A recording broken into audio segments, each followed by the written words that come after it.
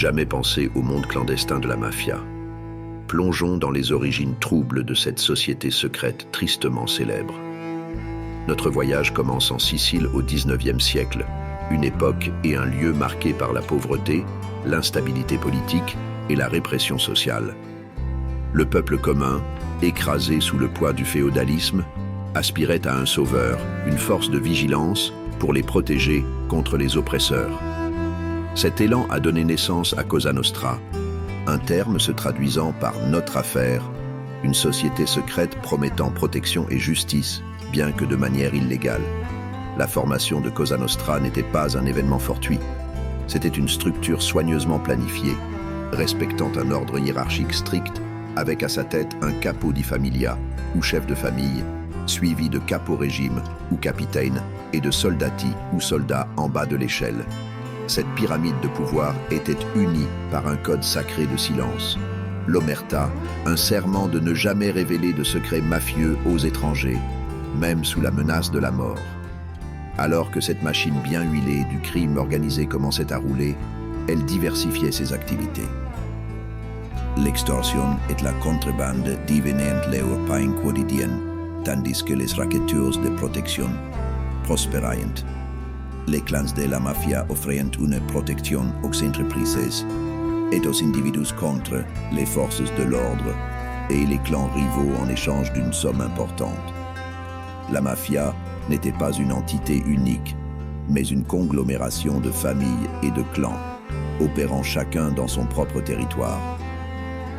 Les rivalités entre ces familles débouchaient souvent sur des feux sanglants et des luttes de pouvoir, peignant un tableau sombre du paysage sicilien. En essence, la mafia est née du désespoir du peuple en quête de protection contre un régime oppressif. Elle a évolué en une organisation criminelle puissante, prospérant dans l'ombre de la société. De ses modestes débuts dans les ruelles appauvries de Sicile, la mafia a étendu ses tentacules pour atteindre tous les coins du globe, influençant la politique, l'économie et les vies. Ainsi, de la tourmente et du désespoir est née la redoutable force de la mafia. Alors que le monde évoluait, la mafia en faisait de même. Le début du XXe siècle a marqué un changement significatif dans l'activité de la mafia, de nombreux membres migrant vers les États-Unis. Des villes comme New York et Chicago, avec leur population immigrée en plein essor, offraient un terrain fertile à la mafia pour enraciner ses fondements. Une figure plane large sur cette période de l'histoire de la pègre, Al Capone, le gangster notoire et chef du monde criminel de Chicago.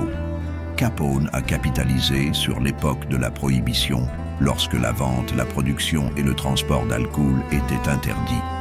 Il a construit un empire lucratif sur le dos d'alcool illicite, montrant au monde que la mafia était tout à fait capable de s'adapter à de nouveaux environnements et opportunités. Cependant, la mafia ne se limitait pas aux États-Unis ni au commerce illégal d'alcool. À mesure que le monde devenait plus interconnecté, la mafia étendait ses tentacules à travers le globe, établissant sa présence dans divers pays et se livrant à une vaste gamme d'entreprises criminelles. Du trafic de drogue en Amérique du Sud au commerce d'armes en Europe de l'Est, la mafia démontrait une capacité étonnante à infiltrer différents secteurs et à les exploiter à des fins lucratives. Cette mondialisation de la mafia signifiait également une diversification de ses activités criminelles. Trafic d'êtres humains, blanchiment d'argent, corruption. Aucun crime n'était exclu s'il contribuait à étendre leur influence et à remplir leurs poches. La mafia avait évolué d'un phénomène sicilien local en une entreprise criminelle mondiale, sa portée s'étendant à presque tous les coins du monde. La transition de la mafia d'une organisation locale à un réseau mondial n'était pas simplement un déplacement géographique.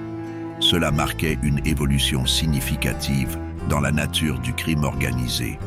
Une évolution qui voyait la mafia s'adapter, innover et s'étendre en réponse au monde qui changeait autour d'elle. La mafia n'était plus un groupe de clans siciliens imposant leur propre justice. Elle était devenue une entreprise criminelle sophistiquée et étendue, capable d'influencer les tendances criminelles mondiales et de représenter une menace sérieuse pour la loi et l'ordre. La portée de la mafia n'était plus limitée à la Sicile, elle était devenue un phénomène mondial.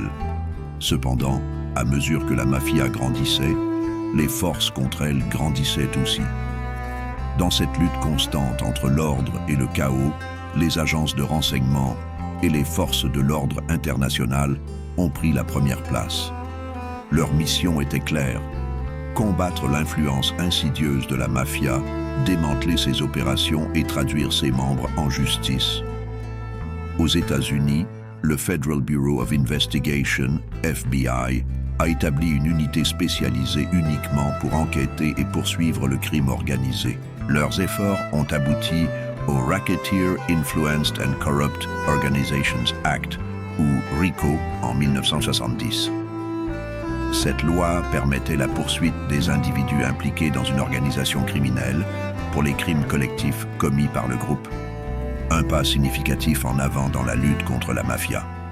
De l'autre côté de l'Atlantique, en Italie, les Carabinieri et la Polizia di Stato ont travaillé sans relâche pour perturber les opérations de la Cosa Nostra.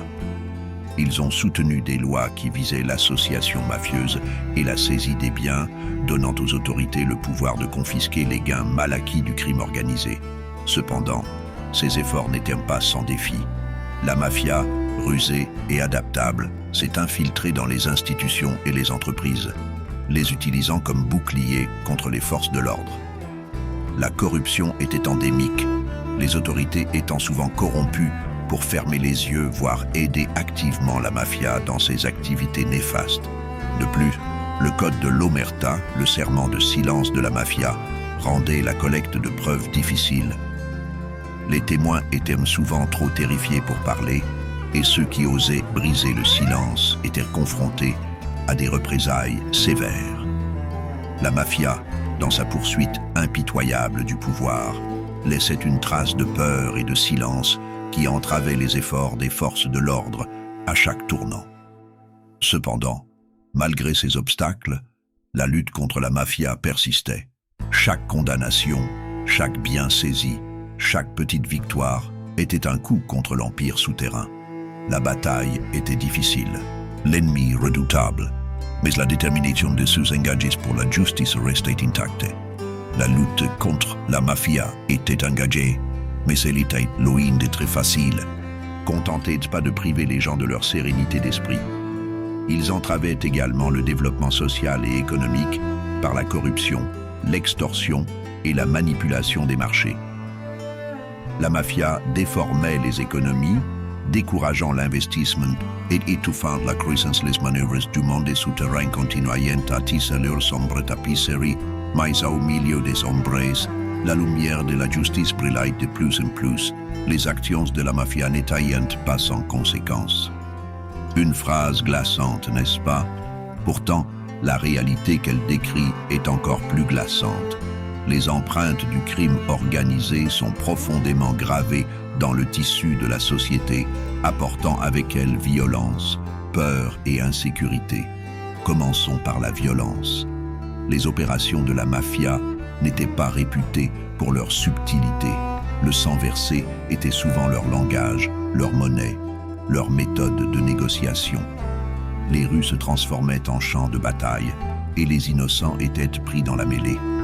Cette violence ne se limitait pas aux dommages physiques. Un traumatisme psychologique se propageait dans les communautés, laissant une traînée de terreur, s'étendant bien au-delà des victimes immédiates. La peur, autre produit du règne de la mafia, était omniprésente. Elle s'insinuait dans les coins de la vie quotidienne, jetant une ombre sur les activités les plus simples. Une promenade le soir, un dîner en famille dans un restaurant local, même une conversation avec un voisin, tout était teinté d'un sous-courant de peur. La présence de la mafia était un rappel constant que la sécurité était un privilège, pas un droit. L'insécurité, personnelle et économique, était le troisième pilier de l'héritage de la mafia. Les syndicats du crime organisé les communautés se retrouvaient piégées dans un cycle de pauvreté et de criminalité un cycle difficile à briser. Mais peut-être que l'impact le plus douloureux de la mafia était la destruction des communautés et des familles. Les activités de la mafia déchiraient le tissu social qui maintenait ces unités ensemble. Les familles étaient brisées, les communautés étaient divisées, la confiance était érodée.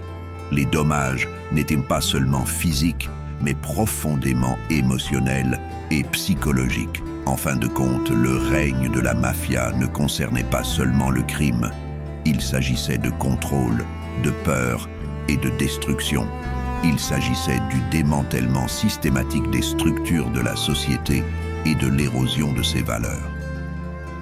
La mafia avait laissé une cicatrice profonde et durable sur la société, une cicatrice que nous essayons encore de guérir aujourd'hui. La lutte contre la mafia n'est pas seulement une lutte contre le crime. C'est une lutte pour nos communautés, nos valeurs et notre avenir. Alors, où cela nous laisse-t-il aujourd'hui?